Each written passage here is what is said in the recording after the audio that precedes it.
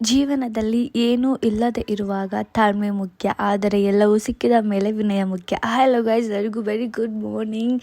Again I come back ಮಾಡಿದ್ದೀನಿ and from ಸ್ಕ್ರ್ಯಾಚಿಂದ start ಮಾಡಬೇಕು ನಾನೆಲ್ಲ ವ್ಲಾಗ್ಸ್ನ ಅಂತ ಅಂದ್ಕೊಂಡಿದ್ದೀನಿ. ಸೊ ನಿಮ್ಮೆಲ್ಲರ ಸಪೋರ್ಟ್, ಪ್ರೋತ್ಸಾಹ ನನಗೆ ತುಂಬ ಅಂದರೆ ತುಂಬ ಮುಖ್ಯ.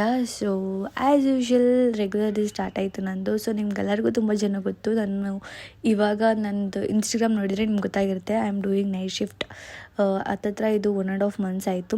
ಸೊ ಈವನ್ ನಾವು ಮನೆ ಸಹ ಶಿಫ್ಟ್ ಮಾಡಿದ್ವಿ. ಸೊ ಹಾಗಾಗಿ ಫಸ್ಟ್ ವ್ಲಾಗ್ ಅಲ್ಲಿಂದನೇ ಫ್ರಮ್ ಸ್ಕ್ರ್ಯಾಚಿಂದ ಸ್ಟಾರ್ಟ್ ಮಾಡೋಣ ಅಂತ ಸ್ಟಾರ್ಟ್ ಮಾಡಿದೆ. ಸೊ ನಂದು ಲಾಗಿನ್ ಬಂದುಬಿಟ್ಟು 6:30 ಇರೋದ್ರಿಂದ ಸೊ ನನ್ನ ಮನೇನ 5:30ಗೆ ಬಿಟ್ಟು ಹೊರಟೆ ಆಫೀಸ್ಗೆ.